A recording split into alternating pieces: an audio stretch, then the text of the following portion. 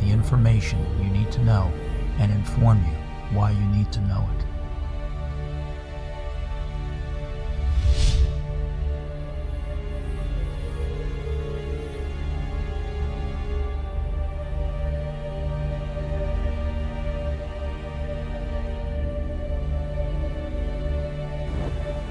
Welcome to End the Illusion.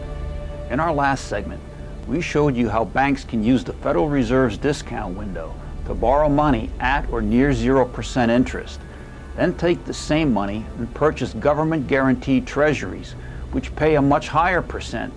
They make money off the spread between the two interest rates and then use these taxpayer-funded earnings to justify paying themselves multi-million-dollar bonuses.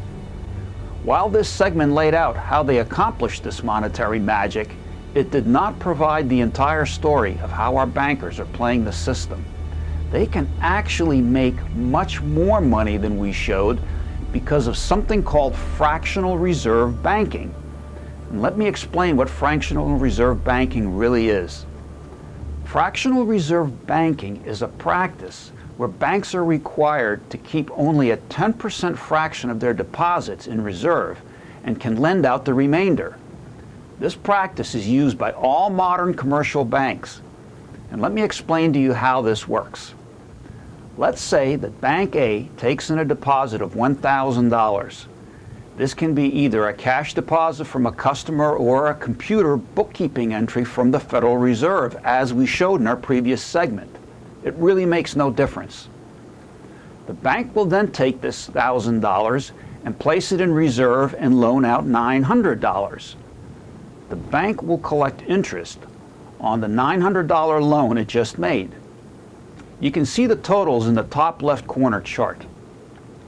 Now, let's assume that the person or business who borrowed the $900 has an account with Bank B and deposits that money in that bank. Bank B then takes the $90 of that money into reserve and loans out the rest at $810. Bank B will collect interest on that $810 loan. The chart is again updated to show you the total so far. Now, you do not need a PhD in economics to see that this additional money has just been created out of thin air.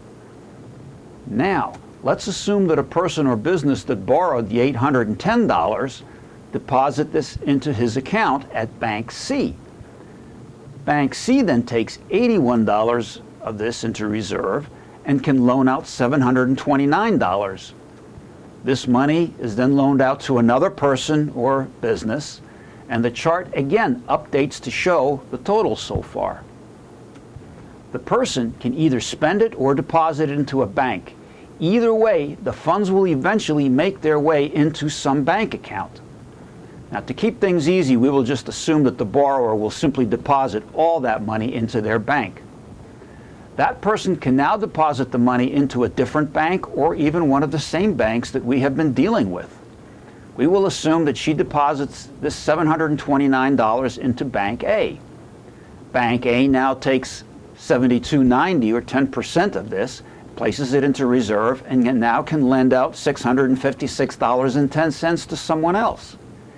Keep checking the chart to see the running totals and just how much money has been created out of thin air. Notice that each time the amounts keep getting smaller and smaller. This will continue until the effect eventually peters out.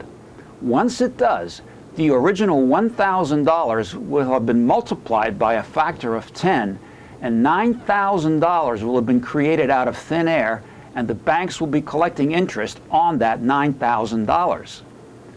Of course, the actual amounts of deposits will probably be in the billions, not the thousands.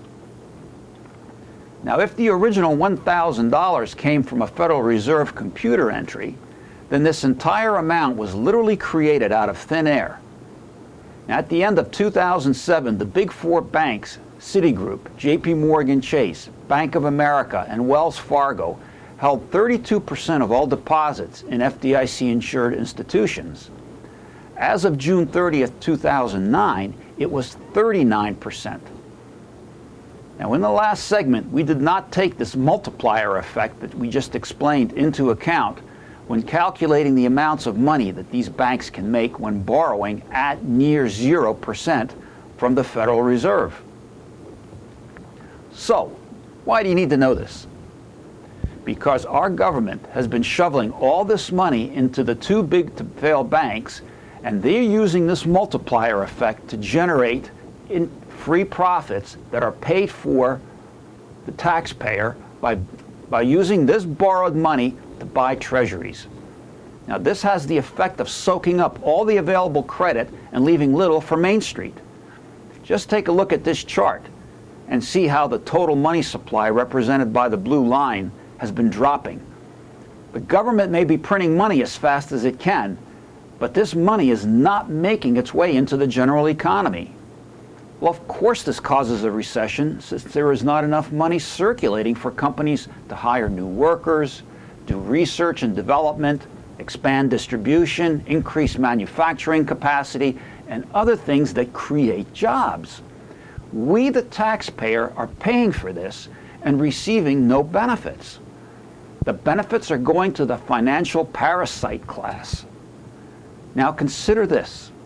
What if, instead of spending $700 billion in TARP money to bail out the very same banks that caused this economic collapse, we had done the following?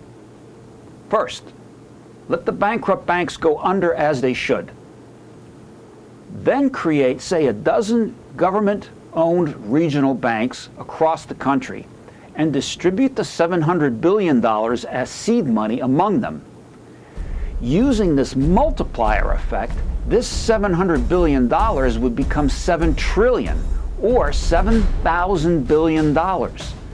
This would have been more than enough money and could have been made available for infrastructure, schools, educational loans, business loans, and other productive endeavors that would have put our people to work. This would also have resulted in an increase in government revenue, since people are working and they would be paying taxes, and this would cause a decline in the federal deficits.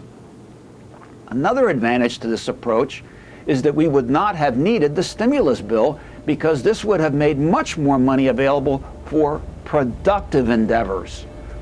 Another advantage would be that all of the interest payments on these loans would have been used to pay down the federal deficit debt, rather than the profits going to fatten the wallets of the Wall Street types. This is a win-win for everyone, regardless of whether you're a Democrat or a Republican.